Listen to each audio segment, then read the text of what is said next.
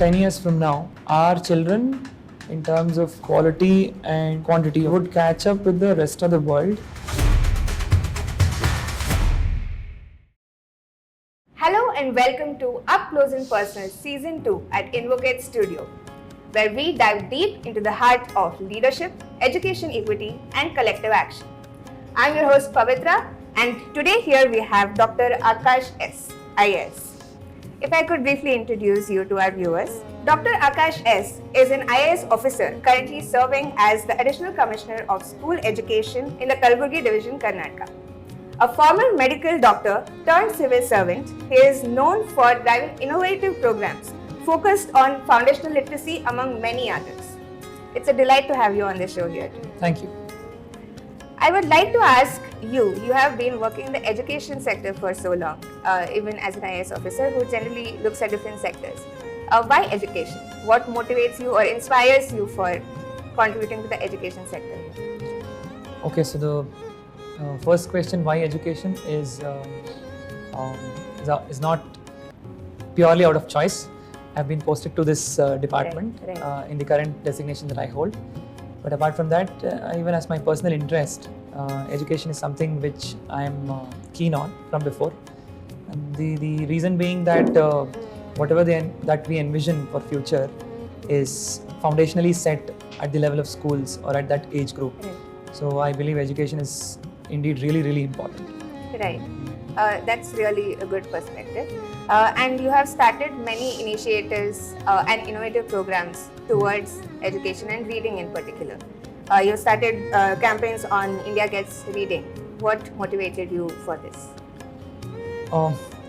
These campaigns basically is again to ensure that whatever programs and schemes that we are running as part of our routine education service that we are giving from the government side gets going, gets space from the community participation as such, or from other stakeholders also.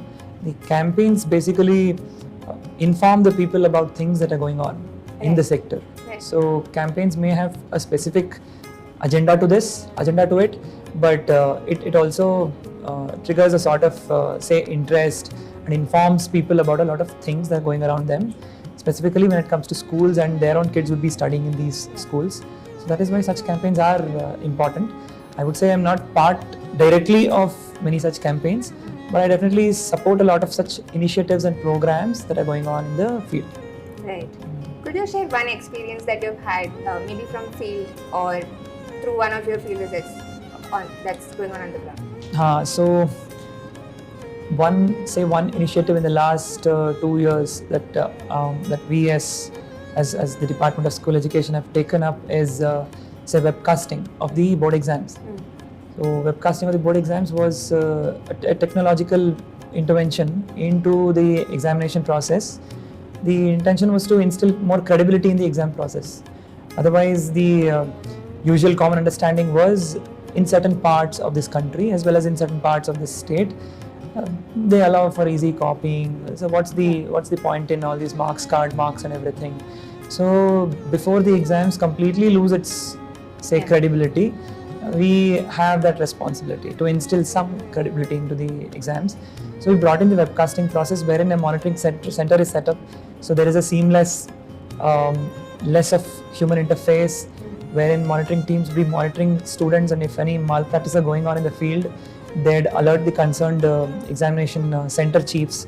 So we did have to get a lot of support from parents, from teachers. Of course, we need to sensitize we were supposed to sensitize the children as well. So with all those, crossing all those challenges, we somehow managed to do it. And the result was that, the consequence of that was the results fell down drastically, which actually reflects the system as it is. Right. From there onwards, we can build on the gaps that exist. Yeah. But otherwise, if we don't know where the gaps are, we would never be able to intervene in the right manner. Right. And did this result change affect any of your data or something that you would have to present to, say, your higher ups? Of course, yes. So the 10th board exams results, when it was out last year, it's there out in the open now, because the examination board itself declared it, that we had a fall in the results from 83% to 53% in the state. And after giving some due credits to the students, the percentage was increased to 73. This also ensured that there is more sustainability in the program. There was a lot of acceptance also. Now a lot of teachers, parents do come forward and say that was a really good thing that you did, because now the true marks will reflect in the marks card.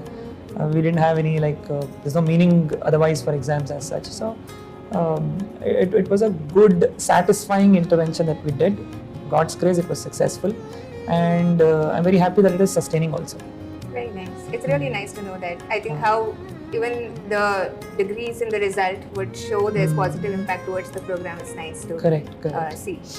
Building on that, there might be different interventions that we initiate from the district level or the state level.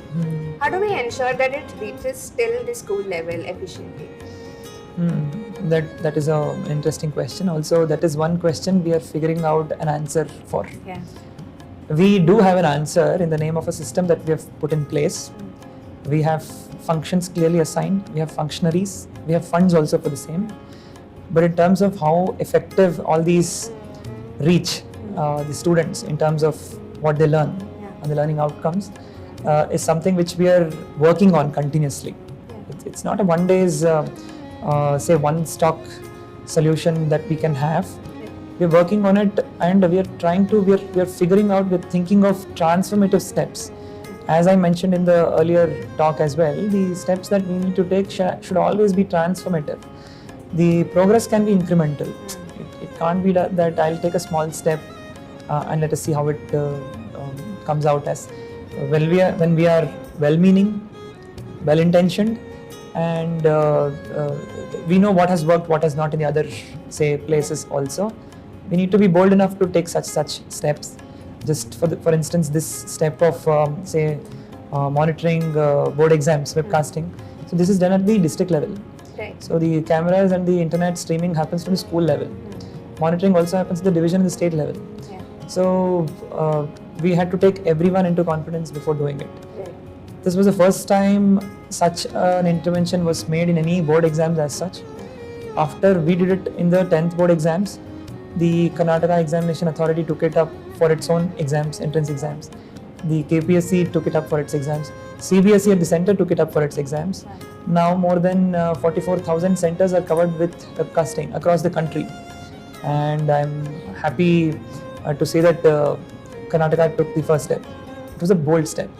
Not so easy, given the logistical challenge, given the kind of all other challenges that was posed, but still such transformative steps are on its way, is what I can say. Right. And let's see, maybe in the coming days, in such interviews, maybe I or people who replace me would be able to tell more about it. Right. That's really an inspirational move that it took.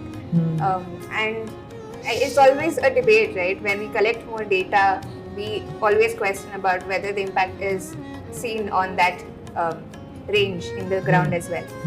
It's a nice thing that it scaled up so massively across the nation. Yes. If we could tap on scaling per se, what is your idea on scaling, and how do we ensure the quality of the interventions that we do also can be replicated at scale? Okay, so when it comes to scaling, as I said, we have functions clearly laid out, functionaries and funds as well. But we need to have some faith in the system also. Right. In the sense that, I'll give an example. So there was a well-meaning initiative in the name of Right to Play, which one of the knowledge partners took up in our division, in my district where I work. So wherein in one block, they chose some 242 schools. They gave sports kits for all these schools. So they gave some sports trainers also for all these schools. So this caters to 8,000 plus children. And it was done by a foundation called Road to Learn. road to school, if I'm not wrong. So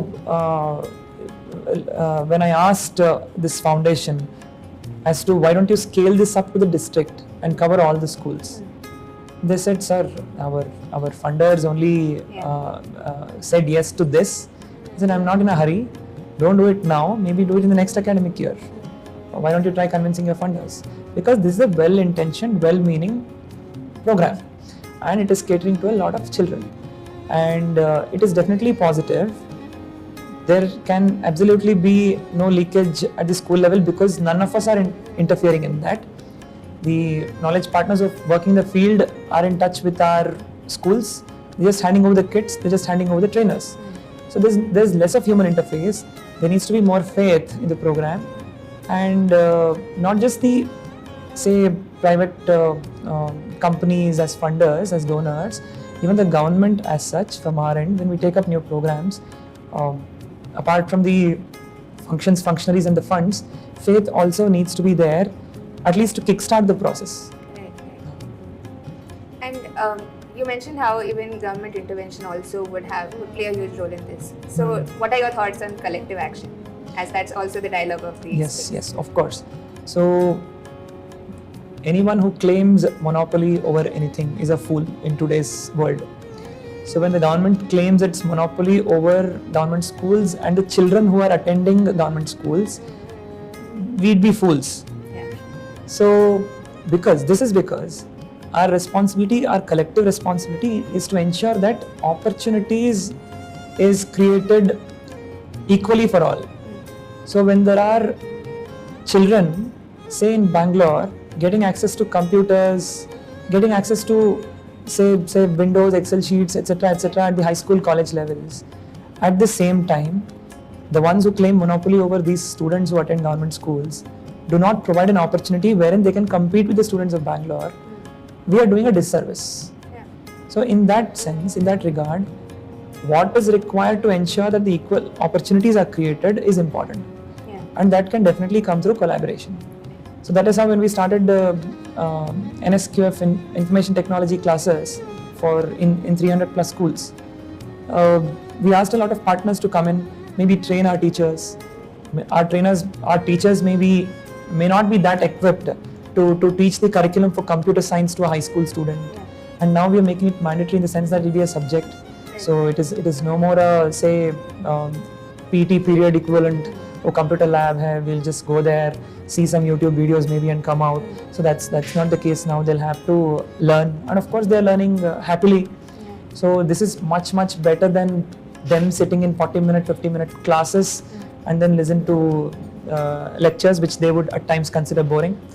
So in that regard, a lot of partners came in, they trained our teachers. Some of the partners gave us programmers, some of the partners gave us computer trainers. So ILP for that matter, India Literacy Project. So they are our knowledge partners at the state level for this program called TALP also. Right. TALP is Technology Assisted Learning Program, wherein we have set up computer labs in all the high schools across the state. But sadly, most of the labs and computer desktop systems have attracted more dust than students, that I said there also. So in order to breach that gap, we need to do something of this sort. I would call this transformative, because I would say the total number of high schools providing NSQF IT as it stands today, Karnataka is the front runner. Just 1 year of intervention in the country, we are the only state who provide information technology as a subject in high schools, in more than 300 high schools in this country. So this is a transformative step. We did get a lot of support in the name of collaboration, and we'll continue to do so. We don't hold monopoly. Right. That's really, I really like the way you put it out, and I think I take a lot of inspiration from that as well. Thank you. If we could go back to your school days, what is one of the favorite memories that you have from your school days? School days, I should say my high school, wherein I started learning football. So that was really good. I'm thankful to my parents that they put me in one such school, which had a good football ground. So I started my high school in say 2002. and even now I am glued to football. Thanks to that exposure that I had, and I wish all the kids in this country get exposed to quality extracurricular activities also, apart from the school textbooks and classrooms that they're exposed to. Definitely. And is there something from the current education system that you miss? I mean, that you wish was there in your days? In my days, this, of course, the NSQF was a program that started in 2013 when I just passed out of my medical school. So during my school days, if it were to be there, probably I would have been more confident working with Excel sheets now as compared to what would have been otherwise. Right. So I would say because the world was going in a progressing faster. Yeah. So technology will not wait for us. Yeah. So we need to catch up. And back in those days, we could have had a system wherein we could all have caught up. But still, that's fine. At least we didn't have this present school-going generation has it, and I'm pretty hopeful that they'll be making good use of it. I could totally resonate to that as well. Yes. As you can see, there are some jars over here. Yeah, we are shifting gears over here. Okay. So you can choose any one jar. It's Okay. on different topics, and you can pick up a chit and answer that question for our viewers. This is interesting. You can. I can open it. This is movement that changed the world, is it? Shape the world, yeah. Shape the world. What's one unusual skill or talent you have that most people don't know about? Okay, so unusual, I don't know how I can figure out that, but most people do not know that I sketch. Oh. So I can sketch any person if I'm given some time, just by seeing. So my pastime is sketching. I've put out some of those sketches on social media as well. Mostly portraits that I do, and I really enjoy doing it. That's really nice. That's very interesting. Are you comfortable sharing your social media handle for us to check out? Of course, my Instagram handle is scribbled work. It's called scribbled work because sketching is what I do. Scribbled work or Akash Shankar. If someone searches for my name, they'll get it. That's really nice. I'm sure our viewers will definitely check them out. They may follow. Yes. By this, we come to the end of this episode, and I have one last question for you. What is your hope for the future of the country in education? Okay. So